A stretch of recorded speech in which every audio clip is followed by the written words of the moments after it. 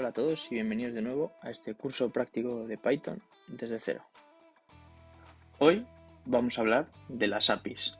Lo primero de todo, ¿qué es una API? API significa interfaz de programación de aplicaciones. Básicamente es un conjunto de reglas y herramientas que permite a diferentes aplicaciones comunicarse entre sí. En el contexto de la programación web, las APIs permiten la comunicación entre un servidor y una aplicación. Python proporciona varias bibliotecas para realizar solicitudes HTTP. Una de las más comunes y utilizadas es requests. Para instalarla hacemos lo siguiente: pip install request. Vamos ahora de manera breve a ver cómo funciona una API y algunos métodos que son los más útiles para interactuar con estas APIs. Vamos a hablar primero de las solicitudes GET.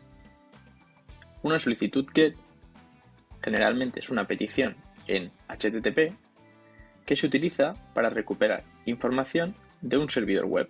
En este tipo de solicitudes, los parámetros y los datos se envían como parte de la URL. Para este vídeo vamos a estar trabajando con una API pública y gratuita que se llama JSON Placeholder, que nos proporciona datos de prueba simulados en un formato JSON y es útil para practicar y hacer estas solicitudes a las APIs, como pueden ser solicitudes GET, POST, PUT, DELETE, etc., pero no afectan a los datos reales. Veamos un ejemplo. Lo primero de todo, importamos la librería request y definimos la URL de la API, es decir, de dónde vamos a solicitar la información. Si yo cojo esta URL y la pego en un navegador, vemos que nos muestra este formato JSON con esta información. Y esta es la información que vamos a solicitar y vamos a recoger con un GET.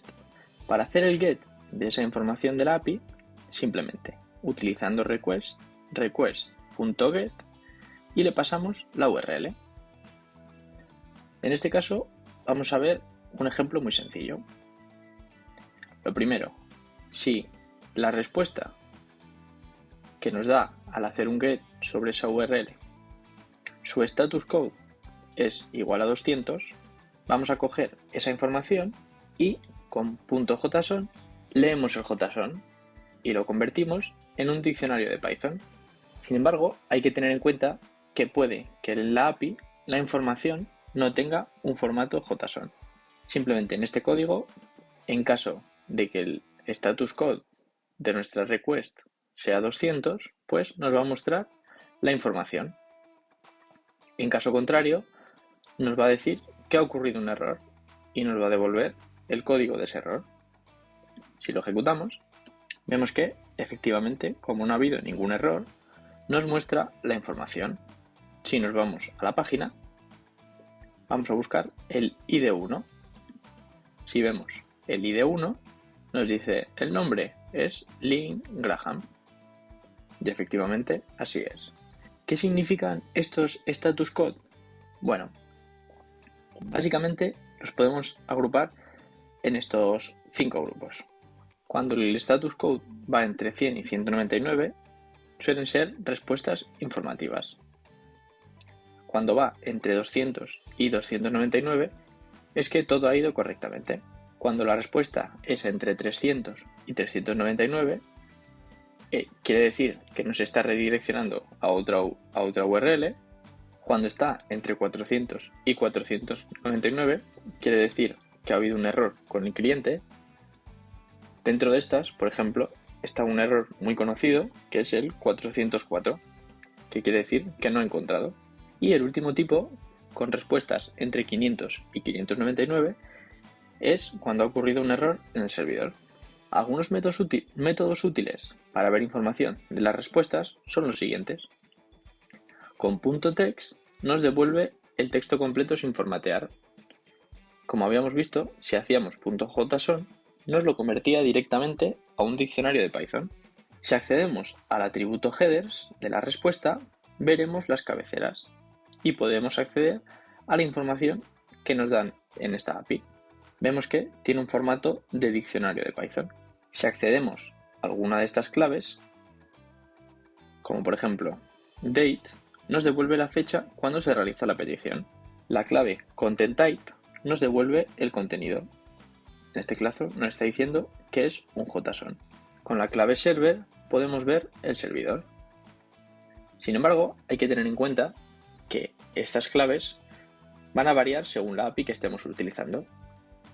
Existen muchas APIs disponibles, algunas de pago, otras gratuitas y otras que necesitan registro. Ahora vamos a ver algunas de las más interesantes, que os invito a que trasteéis con ellas mirando la documentación. Existe una API para Twitter, una API para Instagram y una API para Idealista, que nos permiten acceder a la información sobre los usuarios de estas plataformas, para, por ejemplo, realizar análisis de redes sociales si estamos trayendo información de la API de Twitter, por ejemplo, o del mercado inmobiliario en caso de que estemos utilizando la API de Idealista. Vamos a ver otro tipo de solicitud que se le puede hacer a una API. Existen más, pero sin embargo estas dos son las más útiles o las más empleadas. La solicitud POST lo que hace, a diferencia de GET, con GET nos traíamos información del servidor de la página.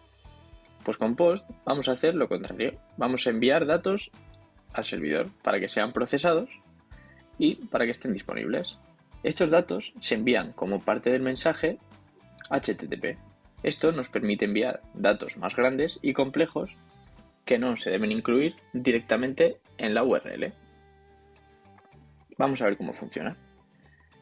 Simplemente definimos la URL de la API donde podemos hacer el post, en este caso es esta. Definimos unos datos, por ejemplo, un ID, un título y un texto.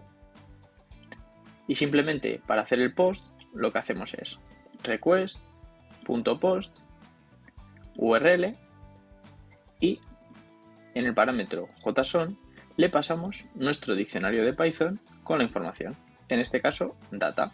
Y por norma general, algo que es útil y que vamos a repetir normalmente cuando interactuemos con APIs es comprobar que el estatus de la respuesta está correcto, como habíamos visto, entre el rango de 200 y 299. En este caso decimos que si ese código de estatus es 201, pues simplemente nos cree el objeto JSON de la respuesta y nos lo guarde en new post. Y si lo ejecutamos, vemos que nos muestra nuevo post creado y el ID del post. En Python existe una librería que se llama FastAPI que nos permite crear nuestras propias APIs y que veremos próximamente. Esta librería nos permite definir nuestra API y definir cómo van a funcionar los distintos métodos que habíamos visto, por ejemplo el get, el post, etc. Y de esta forma podemos facilitar a usuarios que accedan a la información o que nos envíen nueva información. Y hasta aquí el vídeo de las APIs. Como habéis visto, simplemente hemos tratado el tema por encima, ya que es un tema amplio, y con la librería FastAPI vamos a ver que se puede desarrollar de manera muy compleja. Espero que os haya parecido interesante el vídeo, y si tenéis alguna duda del tema o queréis saber algo más, dejadme en los comentarios. En la descripción os dejo un enlace a los documentos, y como siempre, yo me despido. Hasta la próxima.